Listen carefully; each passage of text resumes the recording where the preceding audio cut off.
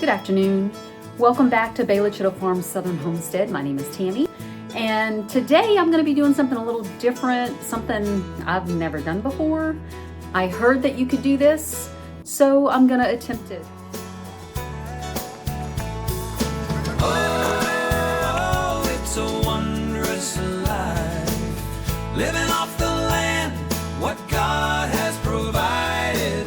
Oh, it's a beautiful thing on this ground we tread at the Bela Chittle Homestead, the Bela Chittle Homestead.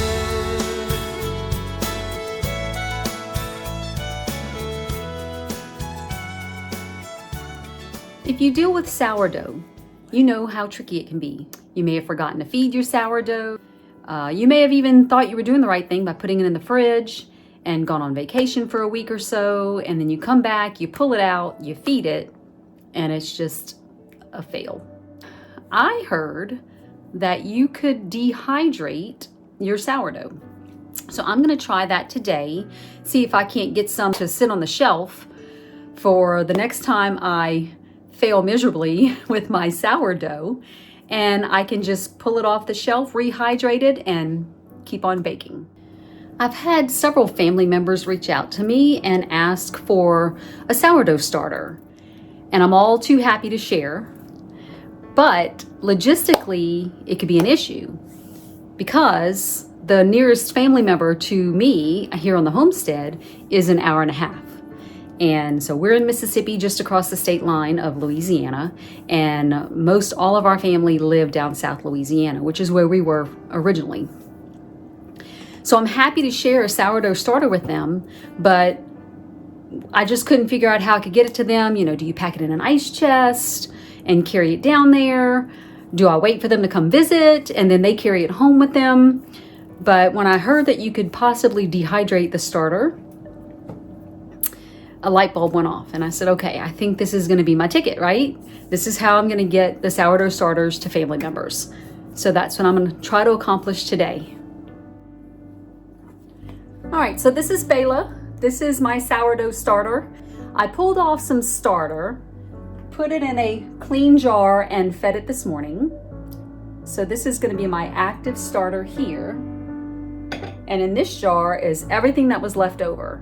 So I'm going to take this and try to dehydrate it and see if we can store it on the shelf for when original Bela may fail me.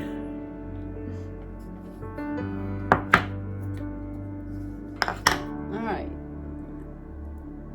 that's it right there. She's a little bit bubbly, but she has this section here hasn't been fed since yesterday.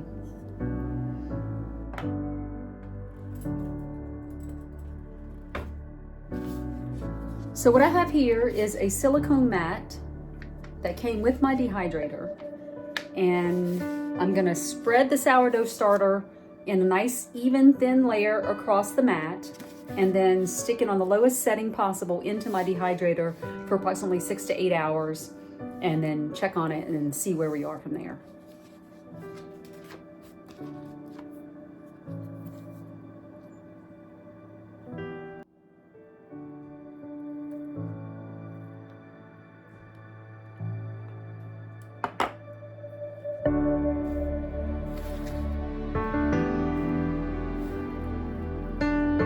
Doesn't have to be pretty, you just want to get it in a nice thin layer so that it can dry out.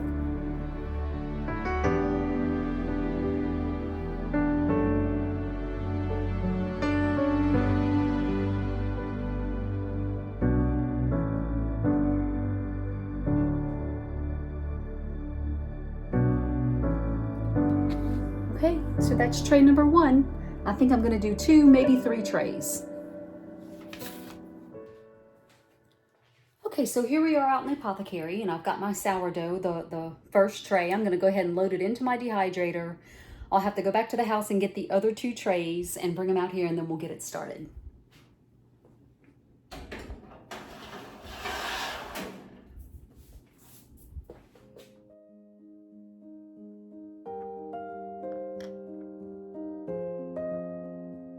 I'm not sure if I'll have enough for a third tray. I'll just do the second one and we'll see.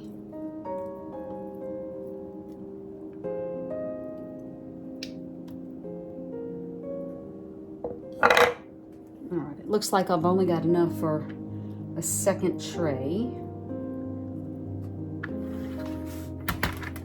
But Bela is such a strong starter. I could probably do this weekly if I wanted to, or if I needed to.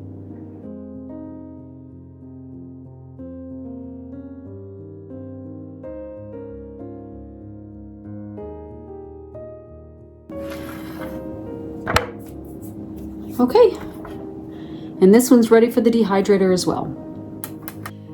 Okay, I'm just gonna go ahead and take the sourdough starter to the apothecary and get it put into the dehydrator. It's a beautiful day today. Not too hot either.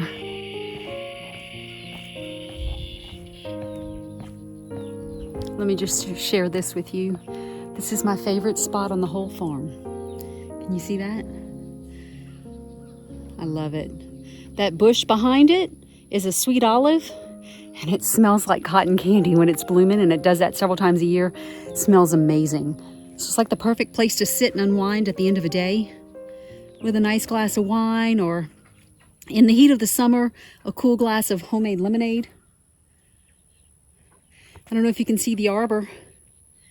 My son and my husband made that for me many years ago for Mother's Day. And we have Confederate jasmine planted at the base of each post. You can see it here. And it's starting to reach the top. Can you see that up there? Now, they have wound around my swing. So we have to be very careful when we swing that we don't snap off the branches, but it's a lovely spot. Okay, making our way to the apothecary. The apothecary is actually built inside of our barn. Here's the barn, and I'll show you the apothecary when we get inside.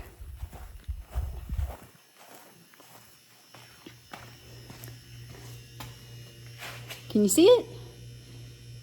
My husband built that for me out of reclaimed tin and reclaimed deck boards. We got a couple of old windows from the church. Our church was renovating, and we got a couple of old stained glass windows. I'll show you inside. Okay, we're inside the apothecary. I'm going to quickly walk you past the front room just because we had guests stay recently and I have not cleaned, so it's a mess. But if you can see this cabinet here, I have to store extra canning jars here. I've run out of room in the house, so we don't have a root cellar. We don't have a basement. We're too close to the water table for that because you dig 4 foot and you've hit water. So there sit some of my jars, but we'll continue. Oh, look, there's the stained glass windows I was telling you about that we actually got from the church when they were renovating. Okay, and here we are in the kitchen. Let me turn the camera around. Yep, so here's the kitchen of the apothecary. Refrigerator, my grandfather's sink. I was very blessed to get that. Here's my dehydrator. I've already got one of the starters in there. There's another one of those windows that we got. There's a laundry area back that way, and then a bathroom as well. And then that other door just leads out back into the barn. Okay, so I'm gonna get my second sourdough starter into the dehydrator now.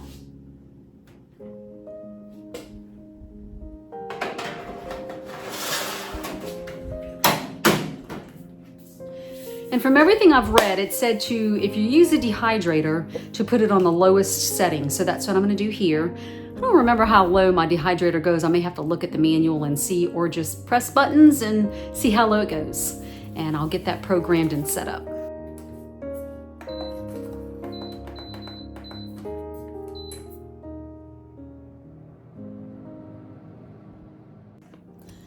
right, so it is now the next day, and my sourdough starter is finally dry. Needless to say, it took probably another 4 hours for it to completely dry out. I did have to lift it off the mat, turn it over, break it up a little bit, and put it back in the dehydrator for some more time. I bumped it up about 5 degrees to about 90. I think I had told you my dehydrator would go as low as 85. That is the lowest setting, but I just bumped it up. I'm impatient. So I bumped it up about 5 to 90 degrees Fahrenheit and gave it another couple of hours, and then it's completely dry now. And I've already started breaking it up and putting it into my glass jar here. All right, so I'm just gonna finish up the rest.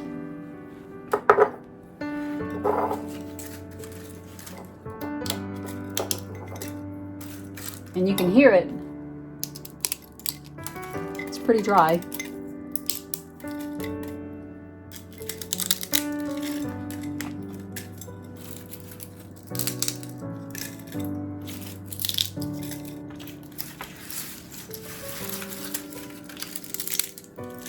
I'm definitely going to have to test this before I hand it out to family members, just to make sure that it does rehydrate really well.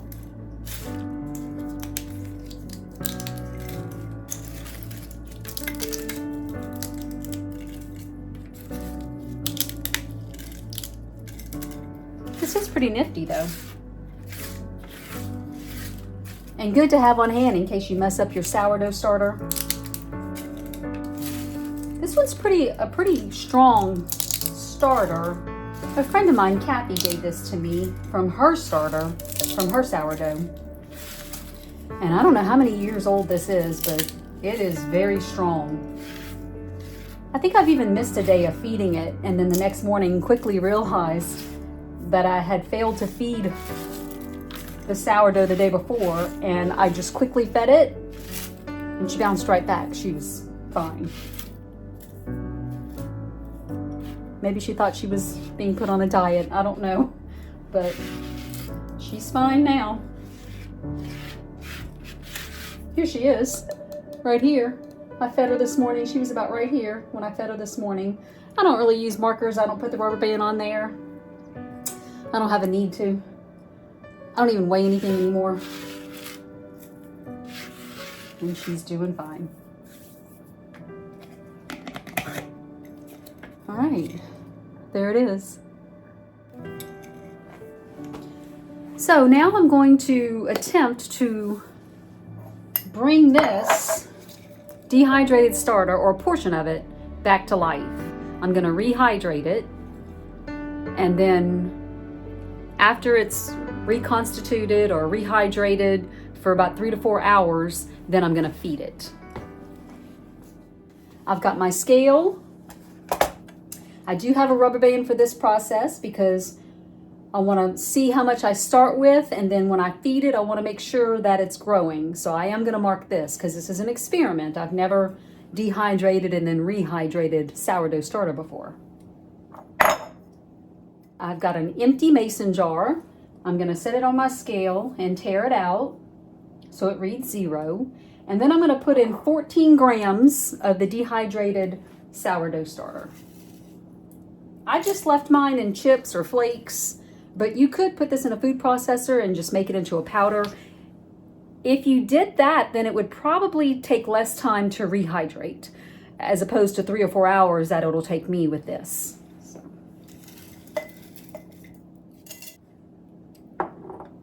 I'm a little over at about 14.5 grams. I'm just gonna leave it. And then I need twice that of water. You know, slightly warm, not warm, but a little tepid. And so it's 28 grams of water to rehydrate. Okay, so before I add my water, I'm gonna tear it out again to 0.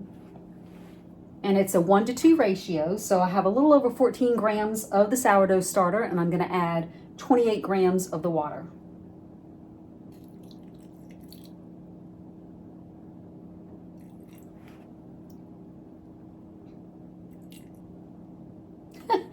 And I'm a little over at 28.5, so that's perfect. I'm just gonna put my lid on it, give it a little shake just to coat all of the chips in there so it can start dissolving or melting, rehydrating. The water's already starting to turn colors. Now I won't mark it with the rubber band yet. As soon as it's fully incorporated into the water, then I'll go ahead and mark it with the rubber band and then give her a good feed.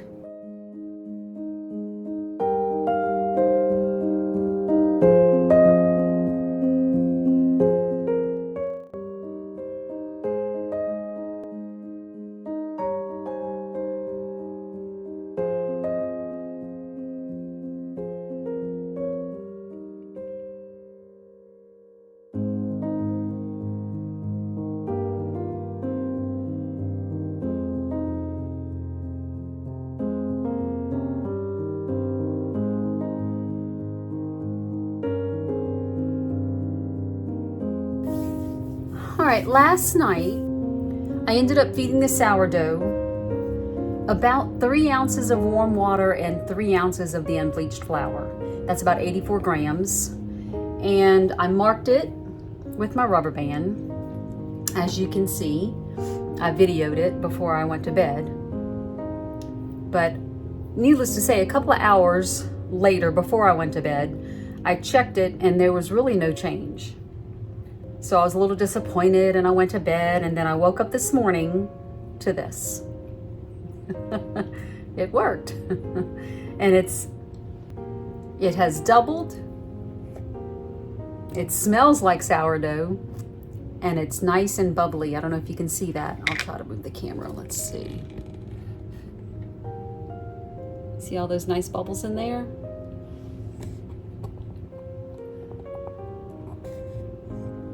So it works.